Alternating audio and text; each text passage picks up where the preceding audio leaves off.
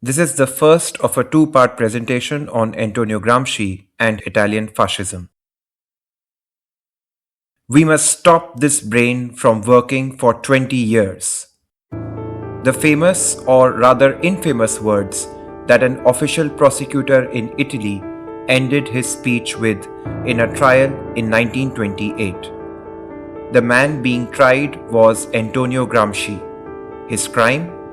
Well, Benito Mussolini, the head of the first fascist regime in the world that had been in power in Italy since 1922, had finally decided 4 years later to shed what little remained of the procedural democracy in Italy on the pretext of an alleged attempt on his life. While many opposition organizations had already been neutralized, whichever remained were officially banned. A massive wave of arrests was ordered throughout the country, following a series of similar arrests from earlier. One of the arrested was Antonio Gramsci, the General Secretary of the Communist Party. He was also a member of the parliament, no less. But the fascist regime of Mussolini was no longer interested in respecting the norms of parliamentary immunity. And at 35 years old, Gramsci stood trial in 1928 when the official prosecutor laid bare what fascism identifies as its biggest enemy, the mind of a dissenter. Let's talk about Antonio Gramsci and Italian fascism.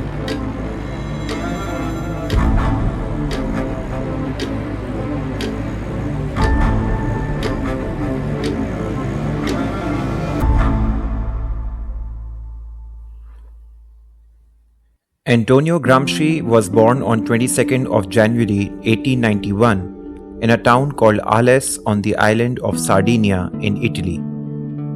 He had a tough childhood. In 1897, when Antonio was only 6 years old, his father Francesco Gramsci was suspended from his job and subsequently arrested and imprisoned for 6 years on charges of embezzlement. Quentin Huer and Jeffrey Noel Smith, the editors and translators of selections from the prison notebooks of Antonio Gramsci, the main source of information for this video, have written that Francesco was targeted because of his opposition to the party in power locally, a fate that would befall Antonio a few decades later.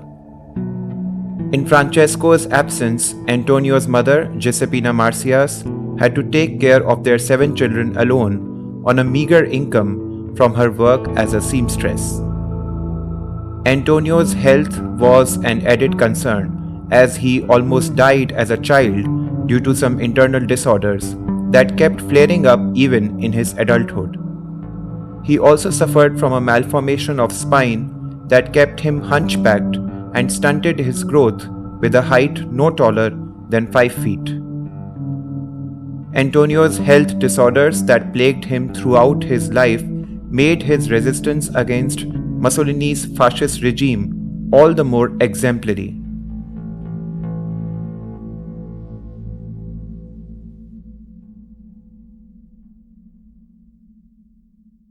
Antonio's elementary education was disrupted as he himself had to go out to work to help support his family. His studies were only resumed when Francesco was released from prison and he restored some financial stability to the family. Alongside diligently applying himself to his studies, Antonio also developed a political perspective during this period. In 1906, Sardinia, the offshore island territory of Italy where the Gramsci family lived, witnessed a wave of social protest by workers for better conditions. These protests were brutally repressed both legally and militarily by troops from mainland Italy, resulting in many casualties. This repression bred a strong sentiment of Sardinian nationalism among the island population, including Antonio. During the same time, the elder brother of Antonio, Gennaro, who had become a hardcore socialist during his military service in Turin, in mainland Italy, had started sending socialist pamphlets back home to Antonio. These pamphlets provided Antonio with a political perspective different from the Sardinian nationalist viewpoint that he had developed at the time.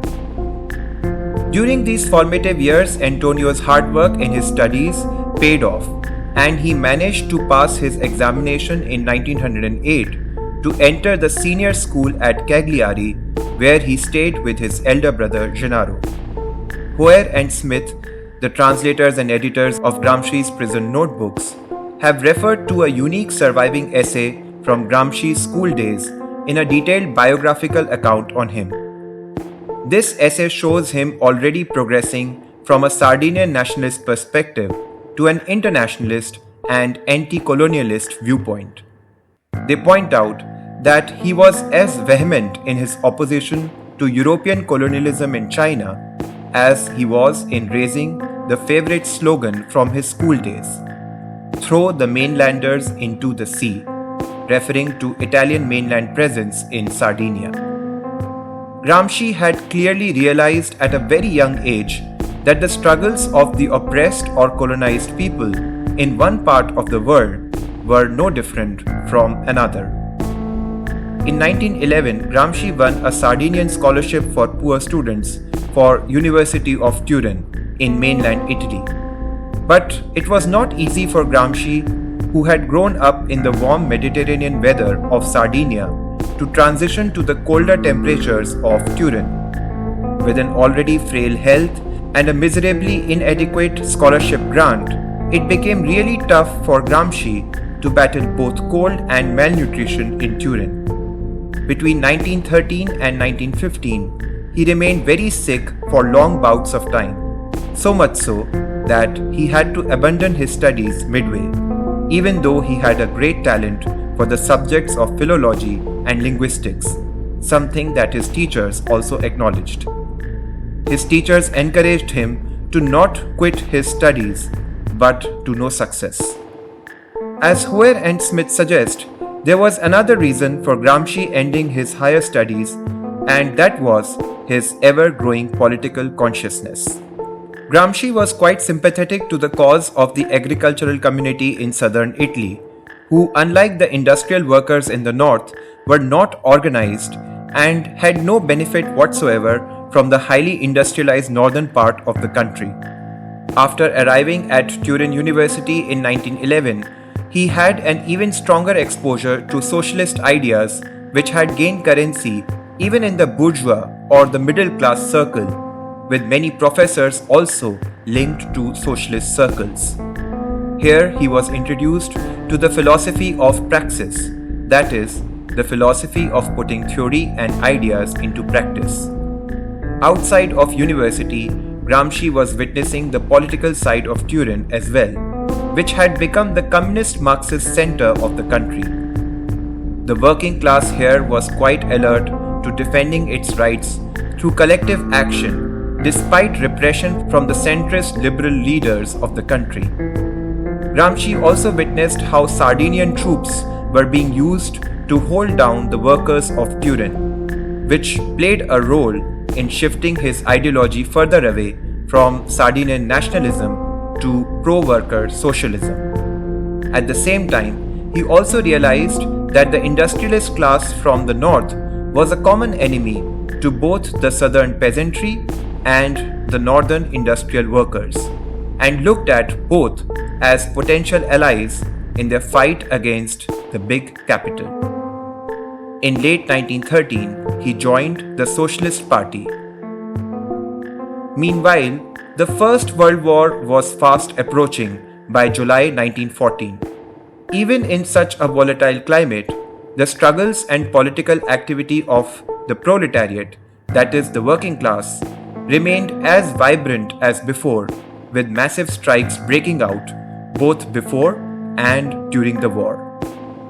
There were also many anti-war demonstrations which were often brutally repressed by the government.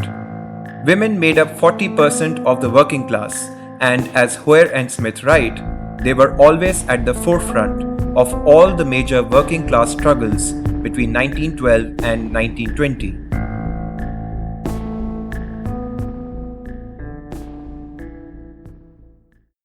Gramsci, on the other hand, had begun writing for socialist newspapers, and his pieces had earned him a reputation as a notable journalist by 1914. But in October that year, his pen landed him in trouble, and all because of Mussolini. This is what had happened. 3 months into the war, Mussolini, who was one of the leaders of the Socialist Party back then, had changed his position from the official party position of neutrality in the war to advocating for Italy's entry into the conflict. Gramsci defended Mussolini in the official party press, but not out of any change of heart to a pro-war stance. As Hoare and Smith write, Gramsci at this point in time was fairly inexperienced, politically speaking, and no one could have guessed Mussolini's political trajectory in the near future. He at the time was still one of the prominent leaders of the Socialist Party after all. Gramsci's defense of Mussolini came from his dissatisfaction by the relative passivity of the party position vis-à-vis the war, that of neither support nor sabotage. In the true spirit of politics of praxis, he had written in his piece, "Revolutionaries see history as a creation of their own spirit. They must not be content with the provisional slogan absolute neutrality, but must transform it into that of active operative neutrality." It became quickly clear, however, that Mussolini's advocacy of Italian participation in the war was not inspired so much by a revolutionary spirit as an absolute rightwards pivot in the name of nationalism. The clearest first signs of Mussolini's true intentions came in December 1914, while the war was raging on, when he founded the Fascism Revolutionaria, that is, the Fascists or Leagues of Revolutionary Action. It was a pro-war political movement that wanted Italian entry into the war, a goal that was achieved in May 1915 when Italy declared war against Austria and Hungary on the side of the Allies, under the leadership of Prime Minister Antonio Salandra. Meanwhile, Gramsci abstained from journalism for over a year, but the damage was done. Despite being a consistent proponent of non-intervention in the war, that one article where he supported Mussolini continued to haunt him long into the future, as his political opponents often used it to target him for supporting Mussolini's position of Italian intervention in the war. In 1915, having left his studies, Gramsci ended his more than a year-long sabbatical from journalism and joined the staff of Socialist Party weekly Il Grido del Popolo, that is, the cry of the people, and became a full-time journalist. Hoare and Smith write that during the war, Gramsci became a formidable political commentator and wrote on every aspect of Turin's social and political life, activities of Turin's working class, international events, and cultural events like the theatre. Gramsci also got involved into active politics outside of party offices, often giving political speeches and working on the ground. The war had had massive negative impacts on the general public and Italian economy, with food crisis, drop in industrial production, devaluation of Italian currency, high inflation, and a huge budgetary deficit for the government, to name a few. The agricultural sector was also adversely affected, and a large number of smaller firms were eliminated, pushing a big section of petty bourgeois or the lower middle class into the working class. In the midst of the First World War, the Russian Revolution started in February 1917. The news of the revolution filtered into Italy through heavily censored press reports. Gramsci promptly recognized the significance of the revolution, as the advanced working class in Turin was influenced by the events in Russia more urgently than anywhere else in Europe. Meanwhile, the war had given an enormous shot in the arm for the Italian capitalism, with much higher profits recorded by advanced sectors such as steel and vehicle manufacture, resulting in faster concentration of capital in the hands of rich capitalists and landowners. The disgruntled working class engaged in strikes and protests against the war and the deplorable conditions of living resulting from it. The brutal repression by the government resulted in many workers being injured and even killed. Almost all the socialist leaders were arrested. Gramsci, who had not held any important post within the Turin branch of the party yet, was now elected to the Provisional Committee, a temporary governing body in lieu of a permanent one.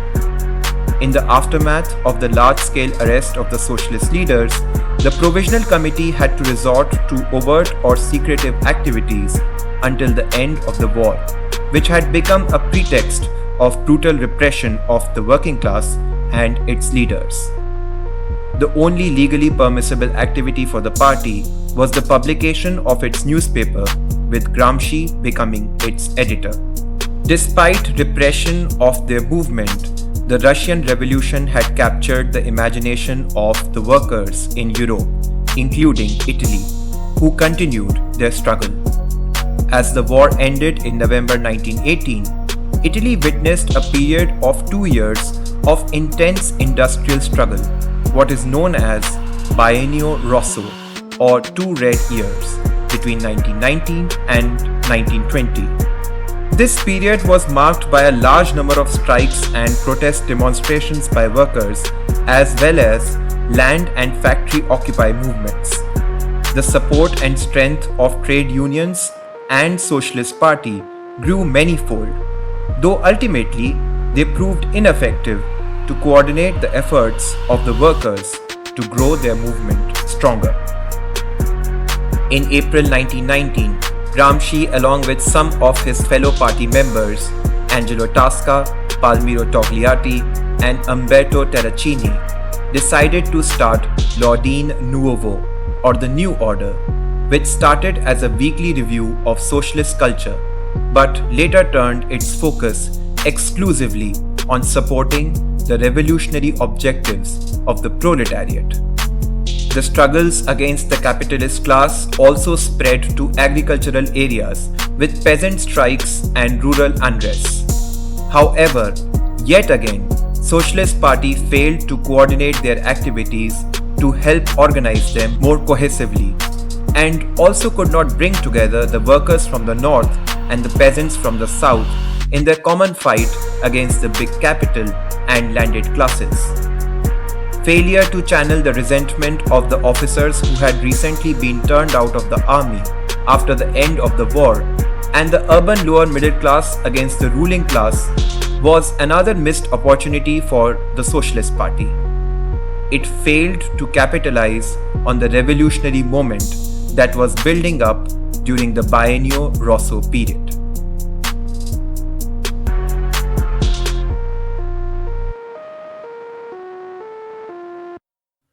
Meanwhile, Mussolini's fascist movement, founded during the war, that had used nationalism to propel Italy into war and consolidate political power for itself and for Mussolini, pivoted more towards the right after the war had ended.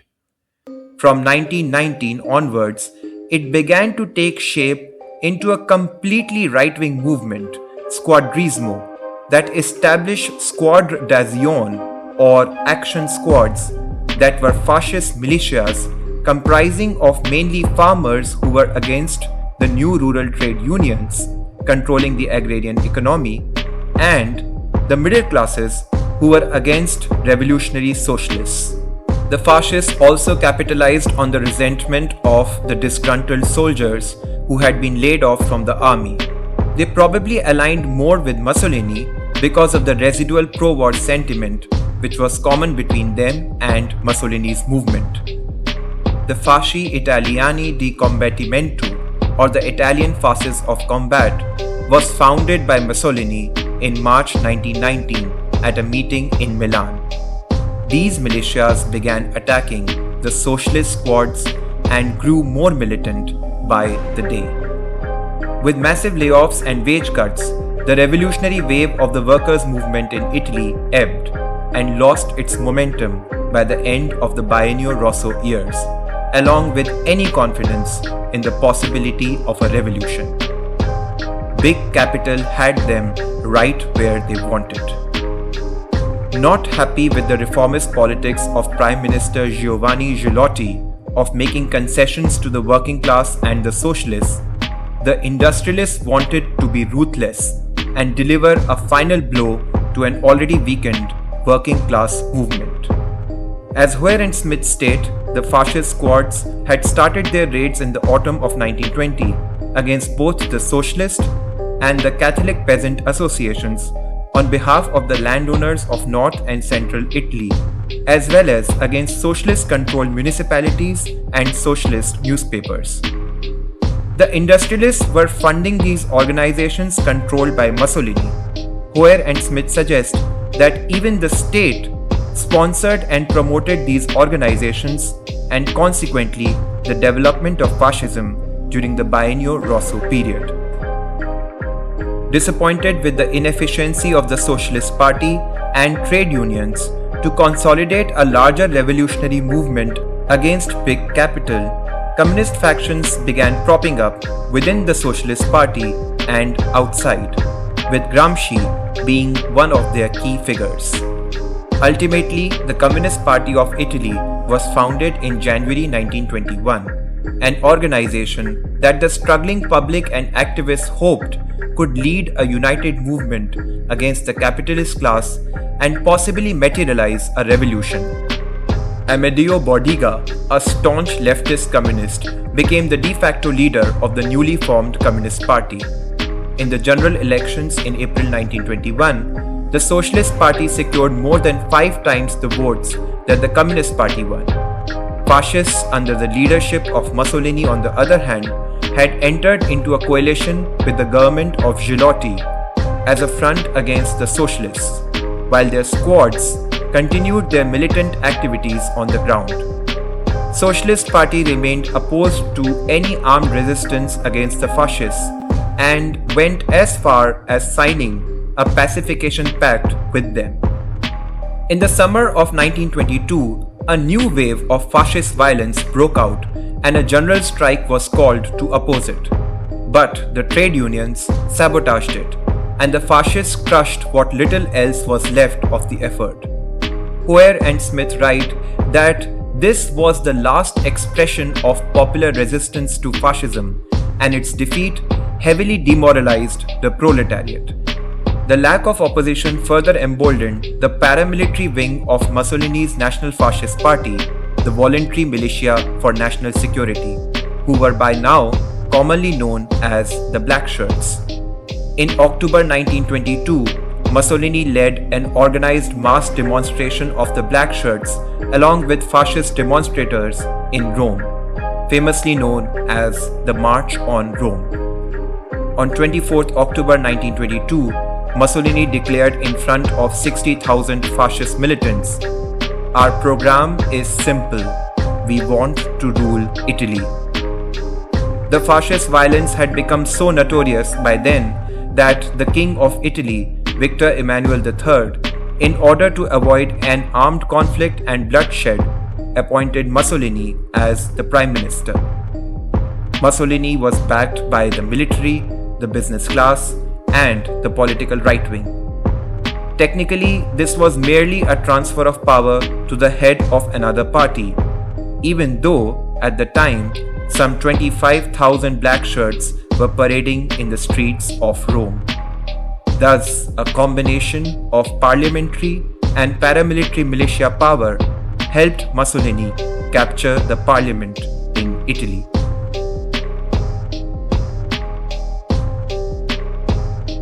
The Communist Party called for a general strike in opposition to the march, but found no response from the rest of the opposition. The seizure of power by the fascists was followed by a massive wave of repression, As Hoare and Smith write, in late 1922 and early 1923, the fascists crushed most of the oppositional party organizations and press. The Communist Party leader Terracini wrote in February 1923, "The fascist government has unleashed the long-announced anti-communist roundup. In a week, the police has arrested more than 5,000 comrades. Moreover, it has succeeded in seizing all our party funds and thus in delivering what is perhaps a mortal blow to our press." Terracini also called out the real manhunt by the police hand in glove with the fascist squads.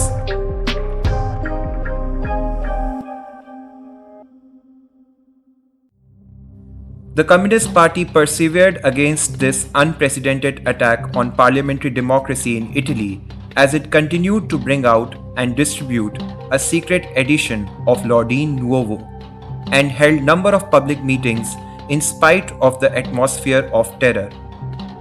After Bodiga's arrest in February 1923, for the next 2 years, the leadership of the party kept shuffling with the decisive influence of Comintern, or the Communist International. Comintern was an international Marxist political organization founded by the Soviet leader Vladimir Lenin, headquartered in Moscow. The Comintern, as well as the Communist Party, remained at loggerheads amongst each other in understanding fascism and exploring the ways of achieving revolution. Hoare and Smith write that even after the fascist menace unfolding in the parliament and on the streets, the Communist Party, including Gramsci, failed to adequately appreciate the dangers of fascism, as did all the other opposition parties of Italy. This, as it turned out, became the tragic flaw in the political story of Italy. Check out part 2 of this story to know how. To know more about the source of information for this video, kindly check the description below. If you liked this video, please like and share it. Share your feedback through the comments and don't forget to subscribe to our channel. To get notified about our latest videos, please press the bell icon below. Thank you for watching.